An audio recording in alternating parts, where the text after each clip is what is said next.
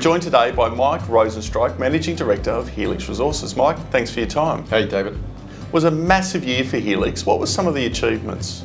Probably what we're working on at the moment, which is we have this model for these high-grade Cobar style deposits at our project at Cabelago near Cobar in central New South Wales.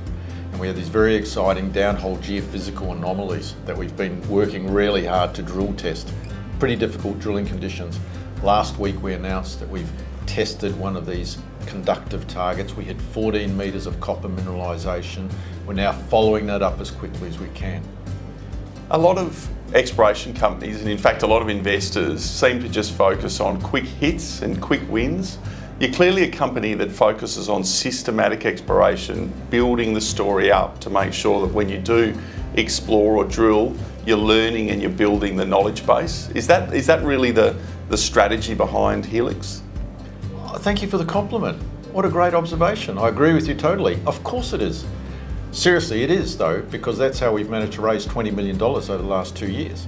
And it's very much predicated on doing regional exploration, and there ain't no quick hits in regional exploration. You have, I use the phrase, having the money to be able to take risks. Taking risks means failing. Testing exploration targets is mostly about failing. And I know that sounds really negative and I'm supposed to be promotional, but that's exploration. And in our case, we are trying to do good science. We're spending money on the data sets. We've been frustrated not being able to get onto some of these regional targets physically because of this weather activity and a little bit of COVID. But absolutely, we're trying to systematically test these targets. I said at my presentation earlier today, everybody talks about, we've got large underexplored land position. And I put it out there. I don't want to be here in 2 years talking about a large underexplored land position. I want to make the underexplored aspect a lot smaller. And that's what taking risks, having money to test those regional targets is about. How big's the opportunity? Look, the opportunity I think you assess at our stage, because we are pre-development. Do I want to be in production? Yes, I do. Do I think we've got the assets to do it? Yes, as long as we find more copper tons.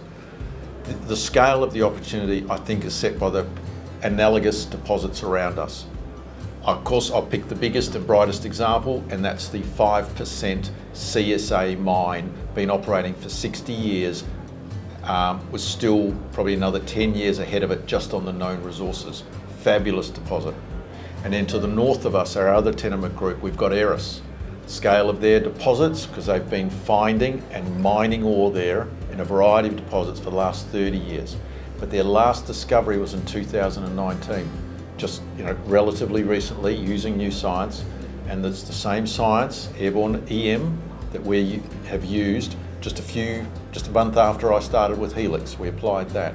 So I think I'd describe the opportunity in those analogous deposits that sit in and around where we're operating. 2023 has already started with a bang. Good news out of the gate. What does the rest of the year hold for investors? What should they be looking for? I think the next few months is really focused around our advanced Cabelago project, where we've had these exciting hits. And we have a drill rig there now. We're drilling these depth extensions, and it's just going to be ongoing news assays, or drilling news and assays ongoing. But watch out for an increasing ramp up of regional exploration news, as now in the drier ground conditions, we're finally able to get out there with earlier stage auger type drilling, geophysical crews, and also drill rigs to start testing these targets. I plan to spend several weeks in New South Wales in March, really immersing myself in the regional generative work, and I want to share the stories and the updates with our investor base out of that. I think those are the two activities. An exciting portfolio, strategic and systematic exploration, well funded with a clear plan. Helix, the company to watch in 2023. Mike, thanks for your time. Thank you for the compliments.